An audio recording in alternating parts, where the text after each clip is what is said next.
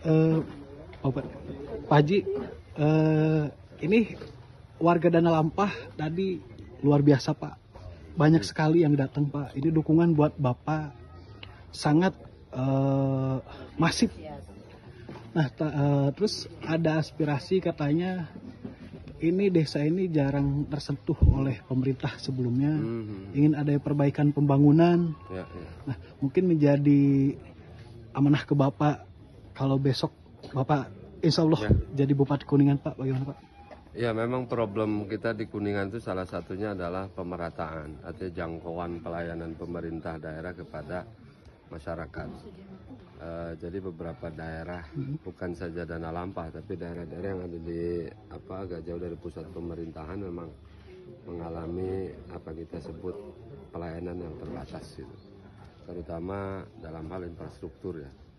Bukan saja di wilayah sini, tapi di banyak tempat di Kabupaten Kuningan yang daerah pinggiran memang ini masalah yang harus diatasi ke depan. Artinya harus dicari jalan bahwa pelayanan itu mestinya merata. Dimanapun tempatnya, dimanapun lokasinya, posisinya, ya semua harus mendapat pelayanan yang terbaik dari pemerintah daerah.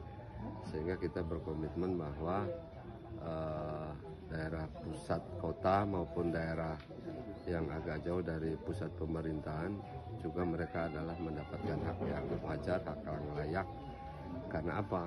Ya karena pembangunan itu kan tidak melihat tempat, tapi bagaimana distribusi pembangunan, distribusi kesejahteraan, distribusi pelayanan juga merata di berbagai tempat. Kira-kira begitu.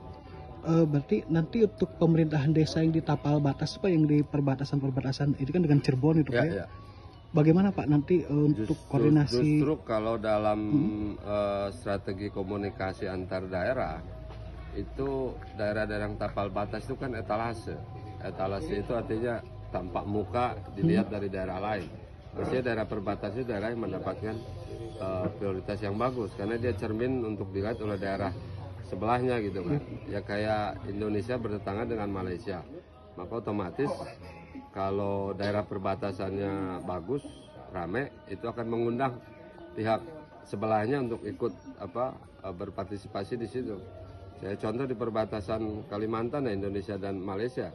Itu orang kita kalau beli beli sesuatu ke Malaysia.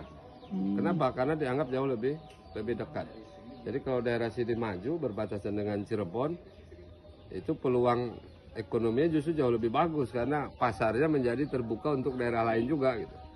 Bahkan kalau memungkinkan itu etalase dengan semua perbatasan itu justru harus lebih kelihatan.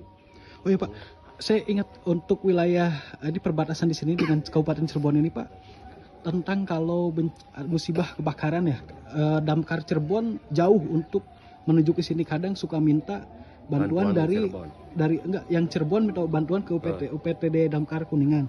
Ya mungkin damkar besok bisa jadi dinas sendiri, mungkin bisa bangun UPTD di sini, ada kerjasama mungkin ke kabupaten tetangga gitu Pak. Ya itu bisa saja, nggak ada masalah. Cuma Pemda sendiri tentu saja titik-titik damkar itu mestinya karena area begitu luas kan nggak bisa hanya di satu tempat, ya kan? Jadi di area terdekat sini mungkin ke depan bisa ada juga damkar itu kan. Sehingga sehingga akses terhadap titik-titik lokasi itu jaraknya tidak terlalu jauh. Jadi bayangkan kalau damkarnya ada di kota gitu kan, keadaannya ada di sini, berapa jam itu ke sini. Ya, yang dari Kuningan juga agak jauh, kadang ke sini telat gitu Pak. Ya makanya itu salah satu, itu yang tadi saya sebut salah satu bentuk pelayanan bahwa dimanapun tempatnya semestinya tidak mengurangi bentuk pelayanan yang diberikan pemerintah kepada masyarakatnya, termasuk pelayanan bagaimana mengantisipasi musibah atau bencana seperti itu. Ya ke depan harus kita identifikasi lagi.